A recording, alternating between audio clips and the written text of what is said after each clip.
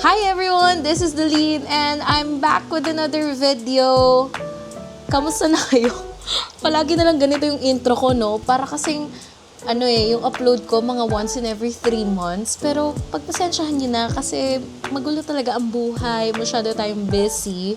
Pero yun na nga, meron akong bagong video. And for this specific video, we'll be featuring some of the new releases of Absidy. Alam nyo, with Absidy, I love them. In fact, sobrang favorite ko yung kanilang Absidy na lip glazing serum. I have this here.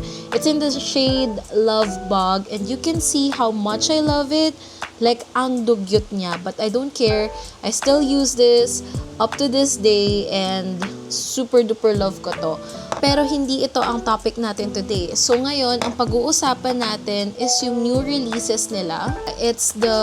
So actually, dalawa lang dito yung new release. Tapos, kumuha lang ako nitong isa pa because they have a running promo on TikTok na if you buy their ambient filter together with the foundation plus the concealer or the corrector, you will actually get this pretty bag plus with spatula nila. And I don't know, lately I am such a sucker for makeup pouches. Ang gaganda nung mga recent releases ng local brands.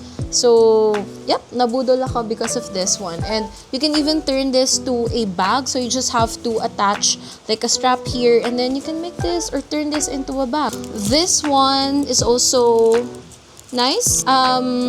Ayun nga, I have here their latest releases. Although, I'm slightly worried na hindi siya mag-translate ng maayos sa camera because kakagaling ko lang ng Sikihor. So, medyo nagtan ako and yung kinuha kong shade ay lighter.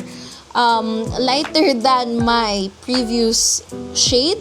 Kasi may mga nabasa akong review na nag-oxidize siya. But let's see how will that perform. So now, let's go ahead and put first my Absidy Lip Glazing Serum. Again, this is in the shade Love Bug. For reference, ganito yung shade niya. Ayan. Ang ganda-ganda nito. When you apply it, it looks very natural.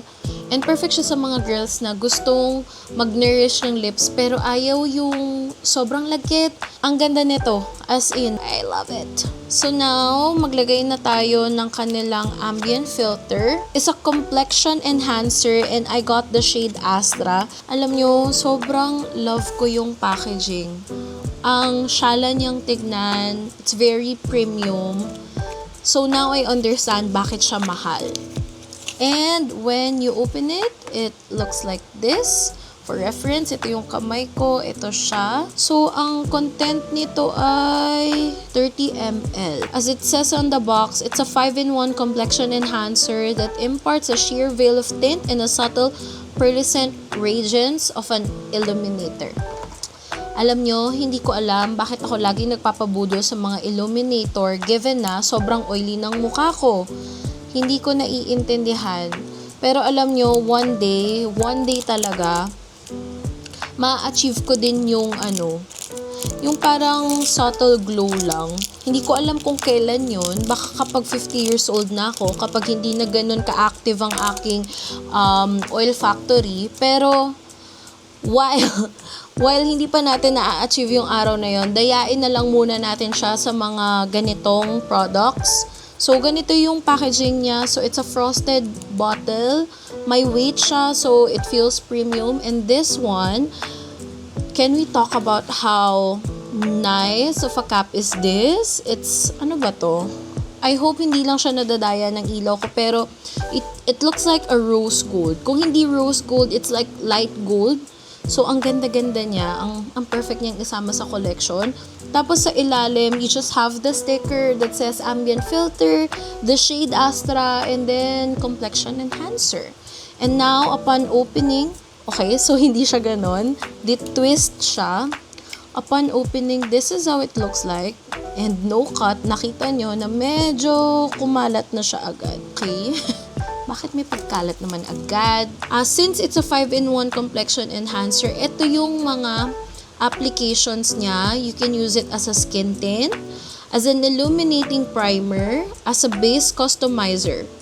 Base customizer, what's that?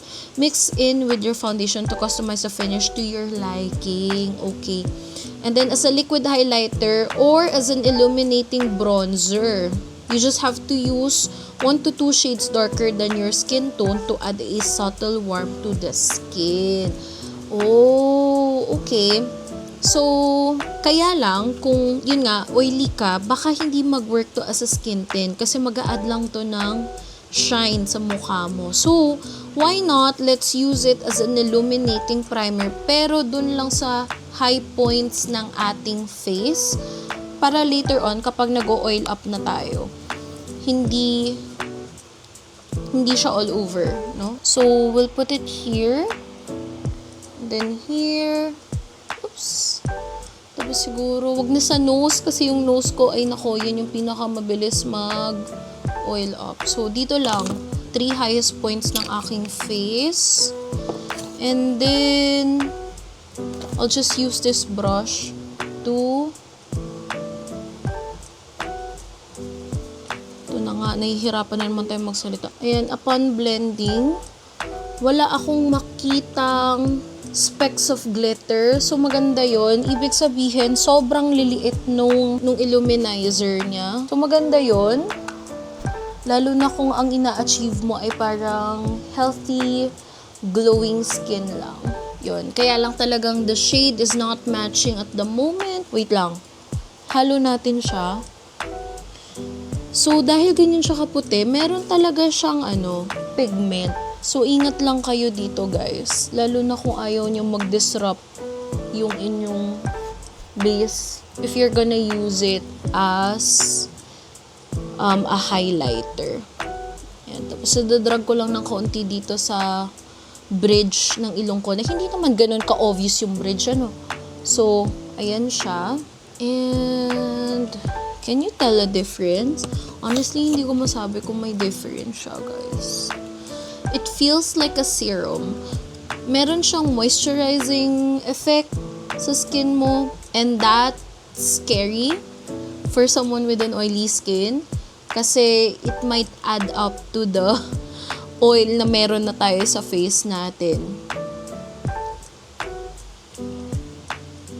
But sure. Let's use that later as well as a highlighter. But so far, right now, wala akong nakikitang nagkikling sa skin ko. So, maganda yun. I love that. Now, let's try this Beauty Base Weightless Touch Foundation. I got the shade 1.5 NW. So, I assume it's neutral warm. Actually, meron naman silang warm. Pero, I chose to go with the neutral warm kasi when I stumbled on Jelly Eugenio's live sa TikTok, sabi niya, yung neutral can also help in brightening your skin. So, yun yung goal natin. However, I ordered this before ako mag-Sikihor. So, I'm not sure if this will match. But if it doesn't, we'll make this work. But this is how it looks like. The bottle looks like this. So, medyo pa oblong siya.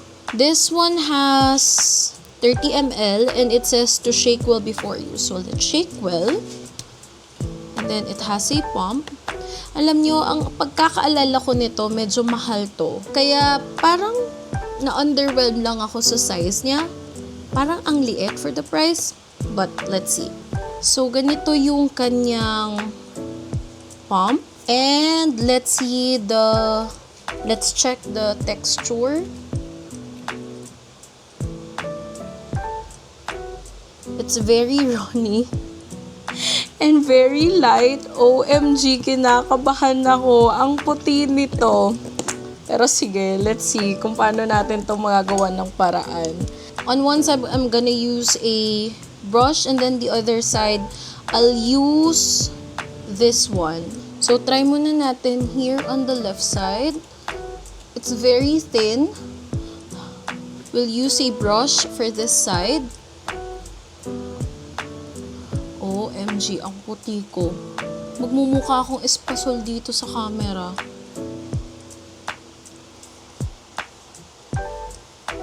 looking at it, parang nagmo-move siya. Parang hindi mag-work dito yung dragging. Kailangan, siya, patting motion. Kuha lang ako ulit ng kaunti. Just to fix itong part na to dahil parang ito yung nawalan. Bakit talagang nagmo-move siya? Wait lang. Yan. This is how it looks like from afar. Now, I wanna show you how it looks like up close. So, ito naman yung up close. I don't know if you can tell, pero it's clinging on the sides of my nose. But that's understandable kasi yung skin ko ngayon is not perfect. And given na yung balat ko, hindi ganun kaganda, I'm not mad with this one. What I'm mad about is this part. From this part. Pero parang nagkakaroon ng pamumuo dito sa part na to. Wala naman tayong nilagay. Except for the ambient filter. Hindi rin ako nag-skincare guys eh. Para makita natin kung paano siya nagpa-perform. Kaya ganon. Sige. And then I'm also noticing na hindi niya masyadong natakpan yung mga hyperpigmentation ko. So the coverage I would say is a medium. Let's see if it's buildable. Although for me, I'm good with this na. Medyo malagkit yung pakiramdam niya na. Hindi siya mabigat, pero alam mong may something sa mukha mo. Ito yung mga type of foundation na kapag nag-start ka ng mag-oil up, parang sasama na siya doon at mawawala. But let's see. This time, let's try naman the other side. Dito, mas malala yung hyperpigmentation ko. So, tingnan natin. Ba't ganun yung foundation? Tingnan yung foundation. Parang, so this time, gagamit naman tayo ng damp sponge. So, obviously, dahil damp siya, mag-shear out palalo yung consistency. Dagdagan natin kasi parang kulang. A little goes a long way, so maganda yun. And I'm gonna focus dito sa part na to kung saan yung matinding hyperpigmentation ko. Then maglalagay na ako ng konti sa noo. Then dito. Okay. And then, let's blend.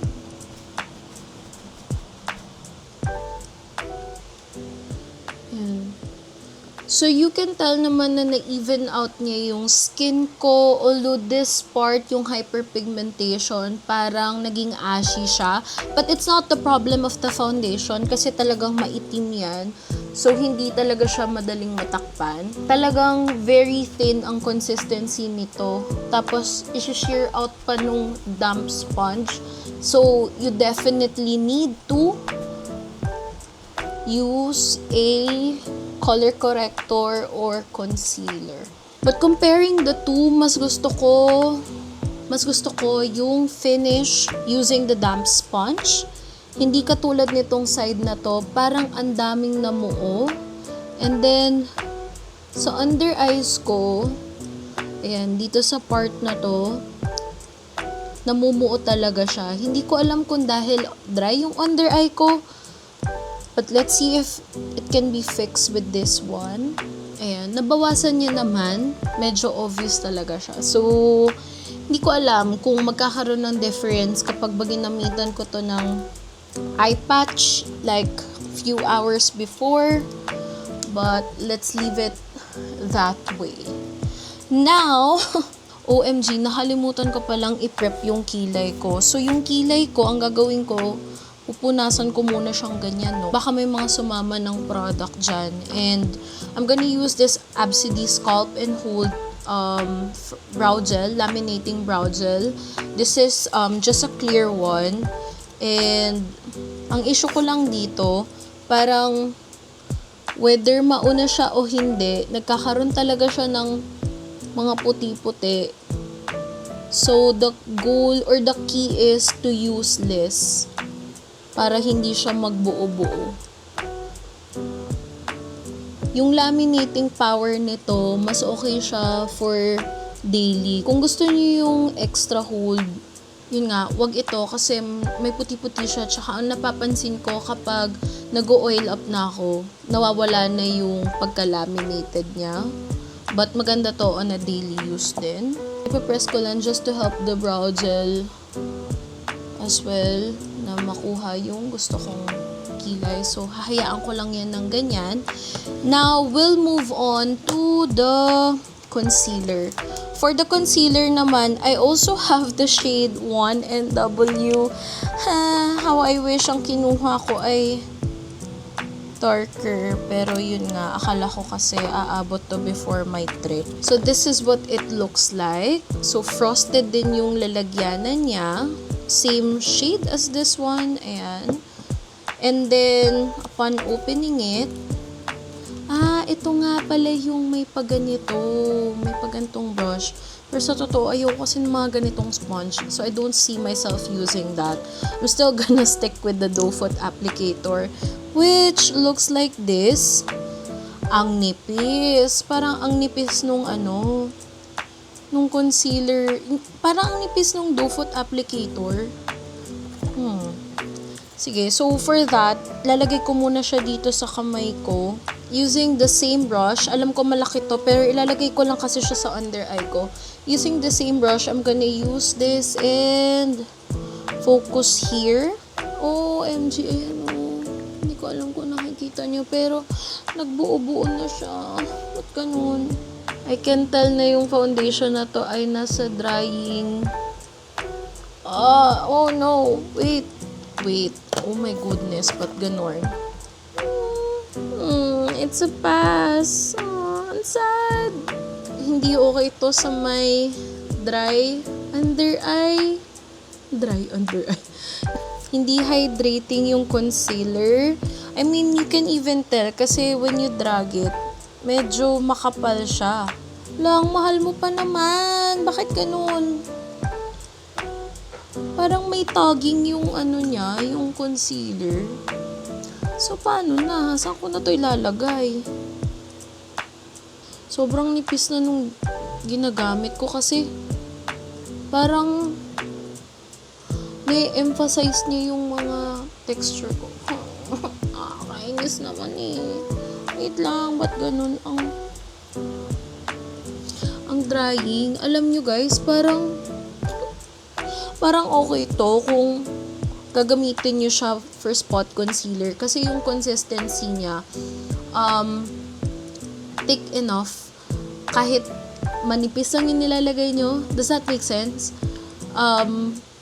Para sa mga ganito ka hyperpigmented na marks, try natin dito. Although sobrang puti. Na-underwhelm ako sa'yo. Okay, try ulit natin. This time, I'm gonna use this. Ayan o. Ayan yung sinasabi ko. Ang ganda niya pang spot concealer. Hindi lang maganda yung shade match. Pero, ganito yung texture na maganda for spot concealing. Pero kung regular concealer, hard pass. Hindi siya mag-work. Kasi, ayan talagang bumitaw na yung, yung base ko dito. Hindi ko alam kung bakit. Wala naman akong nilagay na iba. Okay, so, ito yung Colorette second base. And light din to. Pero, I just wanna show you. Ayan, ito. Ang ganda-ganda ng consistency nito. Ito, sakto lang yung consistency nito. Pero, panalo ang coverage. Show you. Walang ka-effort. Ayan takpan niya. Can you see? Gusto kong i-gaslight yung sarili ko at paniwalaing kasalanan lang talaga ng balat ko, no? Pero ito kasing part na to, humiwalay siya. Pero itong part na to, sobrang okay. So, anong meron? Saan ako nagkamali? Okay. So, yan na yun. Anyway, yan na yun. Now, I'm just gonna apply my powder. So, I'm gonna use the Absidy Complexion Blur in the shade Petal. Ito siya. You can barely tell it's pink, but it has a pink undertone. Just a little bit sa under eye. Ganda talaga tong blurring powder nila. Talagang nakaka-blur. Kung wala ka pang budget to use Charlotte Tilbury, this is your best alternative. And what's great is that nag-improve na to. So, hindi na siya amoy laway. Actually, hindi mo siya amoy laway, pero may amoy siya. Amoy chemical. Naglagay na lang din ako ng blush powder. And to finish the look, I'm gonna use this Absidy, what do you call this? The Absidy Cashmere Kiss Matte Lipstick in the shade French Rose. This is not my best color, pero maganda kasi to pang mga events. So, I have this. So, that is the final look. Now, on to my final thoughts. So, with the ambient filter, hindi ko alam kung siya may kasalanan kung bakit nagbitak to. Actually, napapansin ko na namumuo na rin yung dito ko. But I think that has to do with the concealer. The ambient filter, to me, is just okay. Nothing special. Again, I don't find it as a necessity because I have an oily skin. But if you have a dry one, I think you will like it because sobrang subtle lang talaga nung effect niya sa face mo. So, it's not gonna give you that oof na effect. So, mukha lang talagang healthy yung skin mo. Now let's talk about this foundation. Alam nyo, I like it. I like the finish. It doesn't look too cakey. Big factor din na hindi niya na-emphasize yung mga textures ko, at least for the rest of my face. On the sides of my nose, yes, nag-cling siya, but that's forgivable kasi ganyan naman talaga yung foundation sa mukha ko, lalo na if my skin isn't doing well. So, that's okay.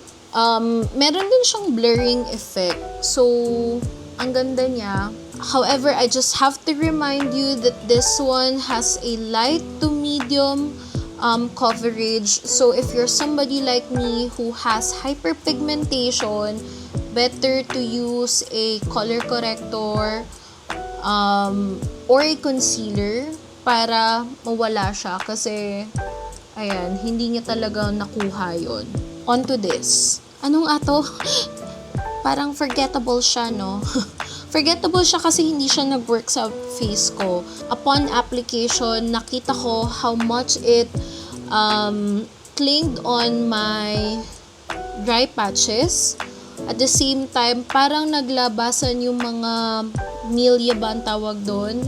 Correct me if I'm wrong. Naglabasan yung mga milya ko under eye. Kasi nga, nag-cling siya doon. So, na-emphasize niya talaga. Like, you can see here. I don't know if you can tell, pero you can see here, naggrabe yung pagkikling niya. As in, this is just too dry.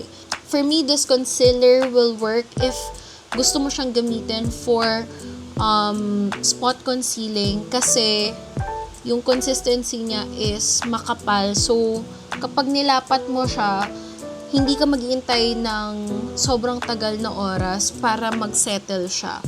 So, okay yun. However, for under eye, I don't recommend this. Lalo na sa mga girls na may dry skin.